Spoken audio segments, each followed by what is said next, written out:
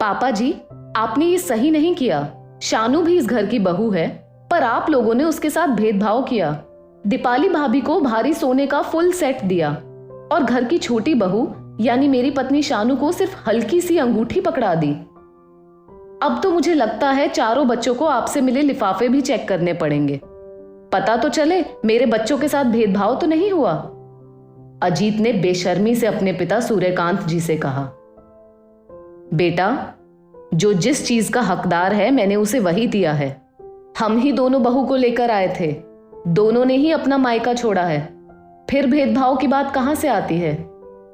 बेटा, अपनी अंतरात्मा से पूछो, तुम लोगों ने जो किया है उसके बाद तुम अपना हक मांगने लायक हो?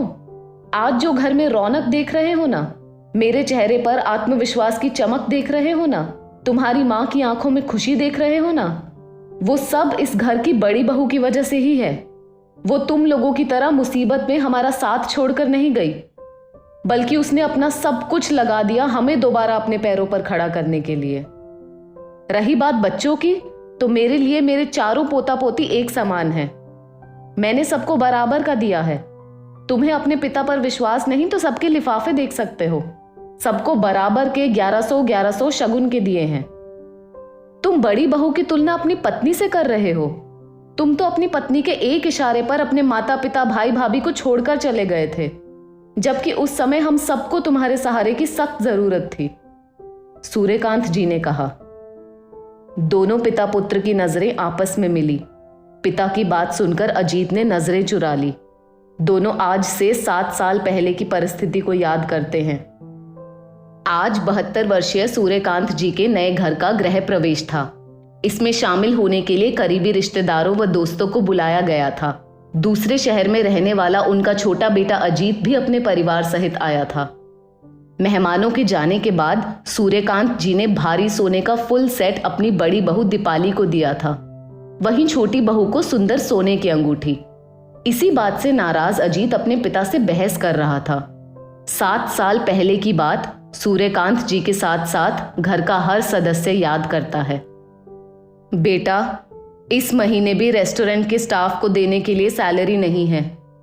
पिछले 3 महीने से तो आधी सैलरी ही दे रहे थे, और अब इस महीने तो उतना भी बिजनेस नहीं हुआ कि आधी सैलरी दे पाए।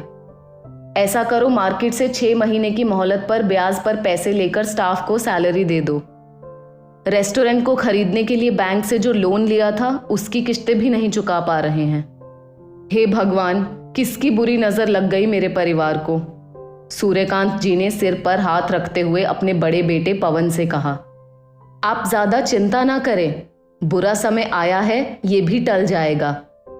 मैं मार्केट से ब्याज पर पैसे उधार लेकर स्टाफ को सैलरी दे देता हूँ और कुछ तरकीब निकालता हूँ जिससे हमारा रेस्टोरेंट फिर से चल पड़े। पर पापा जी, आसपास कंपटीशन बहुत हो गया है। न जाने क्यों साल भर से मुनाफे की जगह नुकसान ही हो रहा है, पवन ने फिर कहा। सूर्यकांत जी का छोटा बेटा अजीत, जो अब तक पिता और भाई के साथ रेस्टोरेंट के बिजनेस में ही था, उसने नौकरी ढूंढ ली। वो इंजीनियर था। 40,000 रुपए की नौकरी उसे मिल गई। समय खराब हो तो हर जगह से मार पड़ती है। बैंक वालों ने लोन की किश्त नहीं चुकाने पर रेस्टोरेंट को अपने कब्जे में कर लिया ताकि उसे बेचकर दिए गए लोन की रकम आ सके। रेस्टोरेंट बिक चुका था। अब घर भी बेचने की नौबत आ गई थी, क्योंकि हाथ में जमा पूंजी कुछ भी नहीं थी। बड़े घर के मेंटेनेंस में भी काफी पैसे खर्च होते थे। नया बिजनेस शुरू करने के लिए भी तो पैसे चाहिए। सूर्यकांत जी ने घर के सभी सदस्यों के सामने अपनी बात रखी। उनकी पत्नी, 2 बेटे और उनकी पत्नियां सब वहीं मौजूद थे। हमें ये घर भी बेचना होगा। ये घर भी लोन पर है। इस घर को बेचकर उससे प्राप्त रकम से पहले बाकी के लोन की किश्त एक साथ भर देंगे। फिर बचे हुए पैसों से कोई दूसरा बिजनेस शुरू कर लेंगे। अजीत तो नौकरी कर ही रहा है। कुछ वक्त उसकी सैलरी से घर का खर्चा निकल जाएगा। साल भर में कुछ तो सही हो ही जाएगा। सूर्यकांत जी ने अपने छोटे बेटे पर भरोसा रखते हुए कहा। छोटे बेटा बहू पिता की बात सुनकर सोच में पड़ गए। बिजनेस का नुकसान तो बड़ों ने खुद किया, अब उसकी भरपाई हम करेंगे। वो भी अपनी कमाई की एक एक पाई देकर। क्यों ना हम इस मुसीबत से छुटकारा पाने के लिए दूसरे शहर में शिफ्ट हो जाएं। शानू ने रात में अपने पति अजीत से कहा। अगली सुबह सूर्यकांत जी ने कहा, बेटा अपनी साख बचाना सबसे जरूरी है, किसी की उधारी बाकी मत रखना। सूर्यकांत जी ने अपने दोनों बेटों से कहा। मकान बिक चुका था, पूरा परिवार किराए के घर में आ गया। 2 गाड़ियां थी, वो भी बेचनी पड़ी। इसी बीच पता चला कि सूर्यकांत जी की पत्नी को कैंसर हो गया है। पूरे परिवार पर कहर टूट पड़ा। इलाज में भी काफी पैसा खर्च होने लगा। बच्चों की पढ़ाई तो अभी भी शहर के बड़े स्कूल में चल रही थी। ऐसे कठिन वक्त में बड़ी बहू आगे आई। पापा जी, ये मेरे गहने, ऐसे वक्त में इन गहनों से शायद कुछ मदद हो जाए। हमें माँ का इलाज भी करवाना है, नया बिजनेस भी चालू करना है, घर के 100 प्रकार के खर्च भी निकालने हैं। दीपाली ने कहा। नहीं बहू, मैं ये नहीं ले सकता, सूर्यकांत जी ने कहा। पापा जी, ये गहने आप लोगों ने ही मुझे शादी में भेंट दिए थे। मैं भी इस परिवार की सदस्य हूं, क्या मेरा कुछ फर्ज नहीं बनता? दीपाली ने कहा। दूसरी ओर अजीत और शानू सूर्यकांत जी से कहते हैं, पापा जी, घर के माहौल को देखते हुए हमें लगता है कि ऐसे में हमारे बच्चों की पढ़ाई और परवरिश ठीक से नहीं हो पाएगी, उन्हें सुविधा भी अच्छी नहीं मिल पाएगी। इसीलिए हम लोग बेंगलुरु शिफ्ट हो रहे हैं। वहां मैंने दूसरी नौकरी ढूंढ ली है। अगले हफ्ते ही हम लोग वहां शिफ्ट हो रहे हैं। शानू ने पति के कंधे पर बंदूक रखकर बात करवाई। सूर्यकांत जी का कंधा नीचे झुक गया। जैसा तुम लोगों को उचित लगे, उन्होंने बस इतना ही कहा। सूर्यकांत जी को अपने छोटे बेटे से ये उम्मीद नहीं थी। भरोसा टूटने से उन्हें दिल का दौरा पड़ गया। अब तो बड़े बेटा बहू के लिए स्थिति और भी खराब हो गई।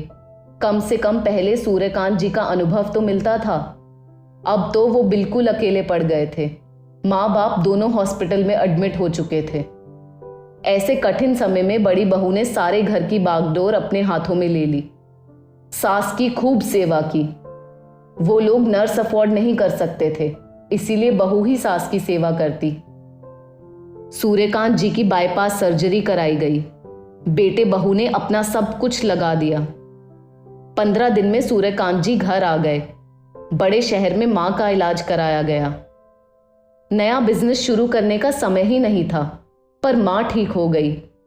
इस बीच छोटे बेटा बहू ने उनसे किसी भी प्रकार का संपर्क नहीं किया, ना ही उनकी कोई आर्थिक मदद की। पापा, अब मां पूरी तरह से ठीक है, हाथ की पूंजी भी खाली हो रही है। मैंने एक छोटी सी दुकान ढूंढी है, जो वैसे अपने स्तर की तो नहीं है, पर हम वहां अपना फास्ट फूड आइटम्स का काम चालू कर सकते हैं, जैसे समोसे, कचौरी, पोहा, जलेबी, ढोकला, सैंडविच। ऐसे कुछ आइटम से अपना काम शुरू करते हैं। इसमें 1-2 स्टाफ रखने से भी काम चल जाएगा, पवन ने कहा। मैं भी इसमें आपकी मदद कर सकती हूँ, दीपाली ने कहा। बच्चों को तो दीपाली ने ऐसे ट्रेन किया था कि वो अपना काम खुद से कर सकते थे। सास भी अब घर के कामों में थोड़ा बहुत सहयोग करने लगी थी। पवन ने सूर्यकांत जी के अनुभव से एक छोटी सी स्नैक्स की शॉप खोली। दीपाली ने भी इसमें पूरा सहयोग किया। कुछ आइटम का कच्चा माल दीपाली घर पर ही तैयार करके भेज देती। लोगों को स्वाद इतना पसंद आया कि देखते ही देखते दुकान चल पड़ी। दोनों पति पत्नी की मेहनत रंग लाई। 7 साल के बाद आज किराए का घर 3 बेडरूम के अपने फ्लैट में बदल चुका था और छोटी सी किराए की दुकान ने रेस्टोरेंट का रूप ले लिया था। आज इसी बात का उत्सव मनाया जा रहा था। घर पर पूजा रखी गई थी।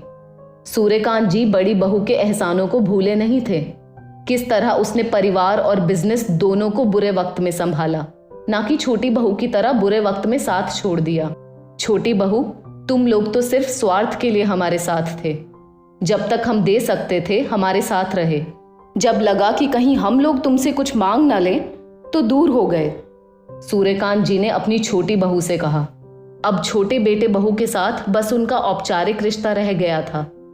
दोस्तों, बुरे वक्त में ही हमें अपनों की पहचान होती है। हौसला बनाए रखें, हिम्मत ना हारें, क्योंकि समय खराब हो सकता है परंतु जिंदगी कभी खराब नहीं होती है।